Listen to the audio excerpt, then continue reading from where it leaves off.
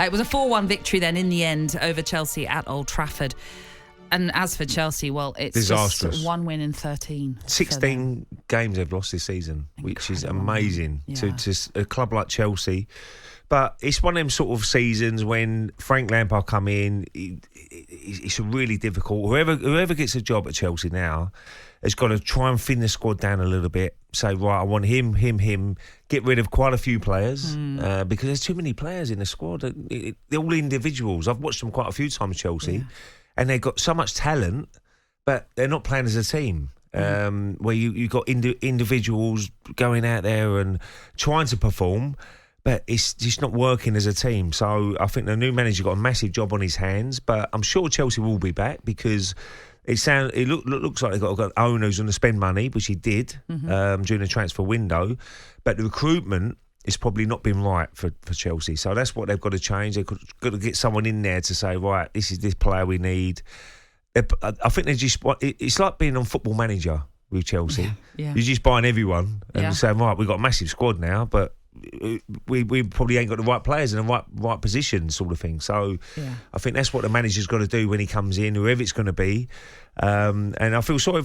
I don't feel sorry for Frank because he knew what he was going into, and he couldn't resist it to have another go with Ashley Cole and a few of the guys, but it just hasn't worked out. And the season's dead for Chelsea. And next season, it's going to be interesting to see how they bounce back from what this season's been.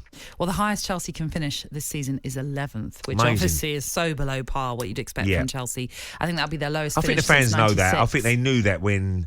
All the changes when Graham Potter left, they knew they ain't going to have a good season. So I think they've got their heads around that.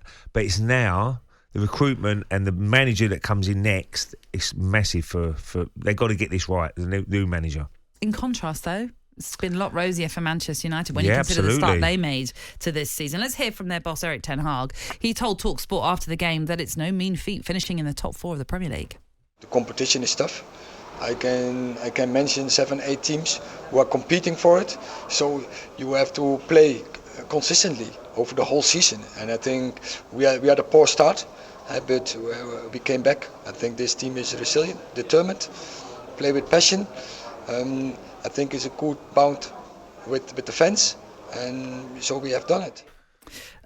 Obviously, Erik Ten Hag, they're full of praise in the end for what they've achieved this season. When you look back to that start, like I mentioned, they lost at home to Brighton. Then they went to Brentford, lost that one 4-0, 4-0 down at half-time in that game. We were talking about it before we came on air, and it was I was at that game when we beat them 4-0, and I wasn't thinking this was a team that could get into the top 4 at that point. Yes, it was early days, but you just felt there was so much disarray at Man United, a bit like what Chelsea have kind of been going through now throughout the season. Erik Ten Hag came in, has made big decisions, as we know, with Cristiano Ronaldo, for example. How good a job, then, has he done? I think he's done a great job. Yeah. I really believe when they got him in, that was the right man for Manchester United. It's always going to take time. You can't just wave a magic wand when you get a new manager and suddenly we're going to win every game. I think it's took him a lot of time. He had a big decision with Ronaldo, obviously. But to get in the top 4 has been excellent. They've won a trophy already. Yeah. They're still in the FA Cup final, which now this will be an amazing season. If they can come top 4 and they beat Manchester City, I know it's an if because Man City are an unbelievable side.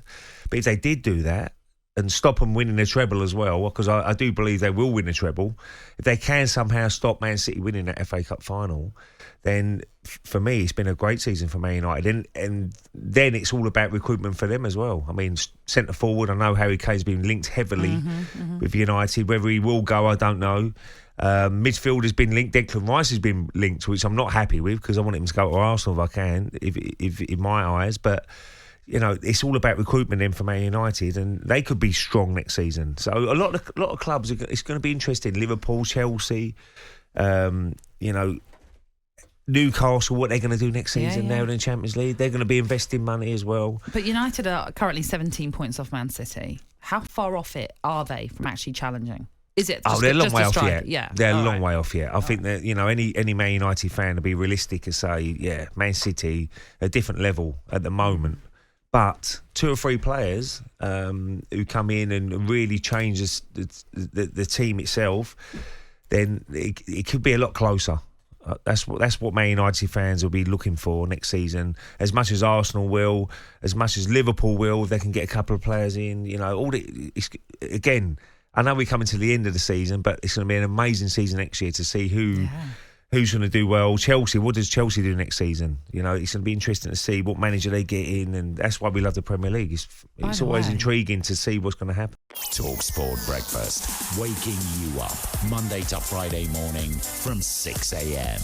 on AM, on DAB, via the talkSPORT app and on your smart speaker.